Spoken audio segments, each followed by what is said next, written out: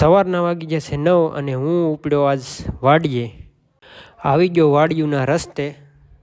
થોડુંક હાલો ત્યાં રોહિત ગાડી લઈને આવી ગયો અને મૂકી ગયો મને વાડી સુધી અને પૂગી ગયો મારી વાડીએ પૂગીને આપણે નીકળી ગયા શેકલા ઉડાડમાં બાજરીમાંથી. શેણા પણ પાકવાની તૈયારીમાં છે. હવે ગોફણમાં નાખ્યો પાણો ને પછી કર્યો ઘા. માંડવી પણ મોટી થઈ ગઈ છે થોડી. શેકલા બાજરી પણ અડધા ડુંડા ખાઈ ગયા. બાજરીમાં આંટો મારીને નીકળી ગયા આપણે ઘઉં જોવા.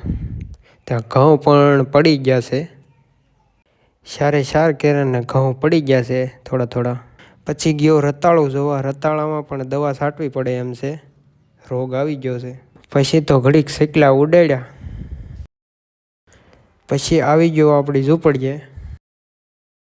પછી આવી ગયો બગીચામાં. ત્યાં ઘડીક જોયું ત્યાં કેરી પણ મોટી થઈ ગઈ છે. તો આ છે આપણો બગીચો. પછી બગીચામાં ઘડીક આંટા મારીને ઘડીક જોયું. હવે જવાનું છે પાણી વાળવા. મોટર કરી ચાલુ અને હું આવી ગયો મકાઈના 2 કેરા પાવા. બપોરે જમીન હું વહી આવ્યો પછી ઘરે અને વાગી ગયા છે 3 અને હું નીકળી ગયો કારખાને જવા માટે. પછી પૂગી ગયો કારખાને પેલના હીરા લઈને મળ્યો ઘઉંવા. બાજુમાં હરિભાઈ પણ હીરા ઘાંતા હતા. વાગી ગયા 5 ને પછી નીકળી ગયો ઘર તરફ. પછી આવી ગયો ઘરે.